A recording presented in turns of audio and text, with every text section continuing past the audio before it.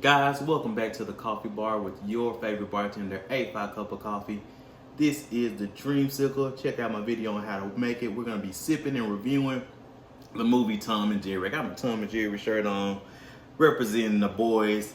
I am very nostalgic about this movie, so I saw this movie with, I'm going to go ahead and warn you all, with rose-colored glasses. I enjoyed it just for the nostalgia it brought back. I love Tom and Jerry. I love Tom and Jerry Kids. Even some of the new stuff that they've done, I definitely liked with the little movies where they're actually talking and stuff like that. But I'm glad that they kept this one kind of where they weren't talking, kind of old school. But they had and they had some of the old school gags, like if you remember, where Jerry's kind of looking in his hand and Tom wants to see, and then Jerry punches him in the eye. But the movie itself, it had a lot going on for what I would say is a kids movie. We got Chloe Grace Moretz as Kayla trying to prove herself. She's actually tricked her way into getting this hotel job, and she uses somebody else's resume to actually get the job. It's really funny how she does it. And while we have that, we have this whole wedding thing going on between two characters. They're about to get married, but the husband keeps trying to do things bigger and bigger. The wife is like, calm it down, dial it back a bit. He's not listening. We got this thing going on. And then we also have the Tom and Jerry storyline where they just can't get along. And to me, honestly, the Tom and Jerry thing kind of takes a back seat to the whole story. That's the only thing that I guess I didn't really like about it. I feel like it took a little bit of a backseat to the whole hotel thing. And Michael Pena's in this movie, and he's a little less hilarious than he normally is. I love Michael Pena, especially in Ant-Man, the story guy. That's what I call him in Ant-Man.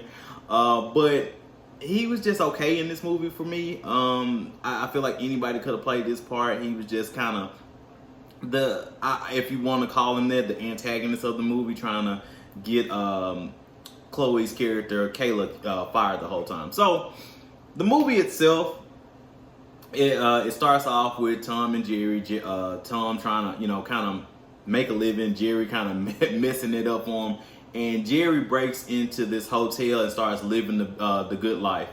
Now this is where Kayla comes in. She's trying to prove her worth, and she says that she can catch the mouse, Jerry, and or Jerome, if you want to call him that. And we start getting on a whole bunch of hijinks in the middle where, Tom and Jerry, mess up a room. And it's a kind of reoccurring thing. They keep messing up stuff through their fighting.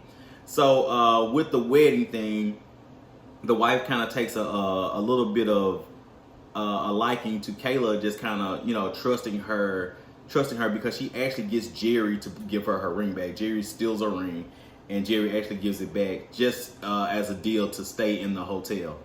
And so Kayla does get the ring back for the wife, and then she actually, kind of starts trying to talk to the husband and the wife, trying to get them to get on the same page. And the husband he's just not listening. He just wants to make this thing as big as possible. He has peacocks and elephants and all of this. And if it sounds confusing to you with me saying it, watch it itself. Watch the movie itself. All of this is going on at the same time. And so anyway, Kayla hires Tom to catch Jerry. That's how he ends up in the hotel. And Michael Pena, he just doesn't trust Kayla at all for one reason or another. I guess he's in middle management, and he's just trying to claw his way to the top, and he doesn't trust anyone who isn't basically above him, quote unquote. And like I said, he does a lot of things. But the good thing about this is it does bring in a lot of nostalgic characters, like the little, what I call the cat gang, where they have the black cat, the brown cat, and then the little cat with the big head. They have them in this movie. They have Spike in this movie. They have the girl cat that Tom sings to. So that's all nostalgia. And Tom even does his rendition of "Is You Is or Is You Ain't My Baby." He's kind of singing to the girl cat, and of course Jerry has to get in the way and mess that up for him. So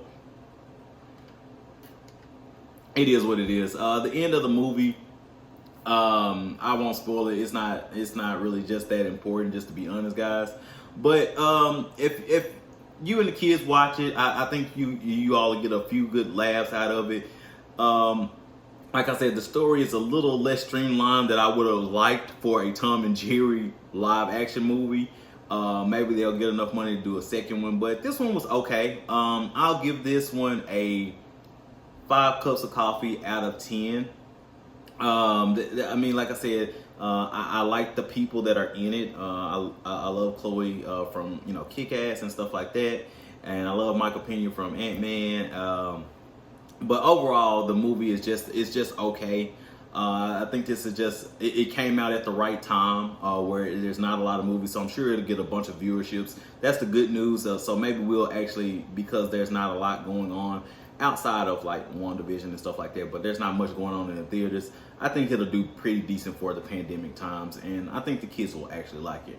Now, I will even go far as to say this: it's not as good as something as like Sonic. It's not as good as Sonic. I definitely had a little bit more fun with Sonic, but it'll definitely keep the kids' attention and stuff like that, just because it has the cartoon characters in the real world, kind of like a Roger Rabbit type feel, if you like that. So again, about a 5.5 cups of coffee out of 10.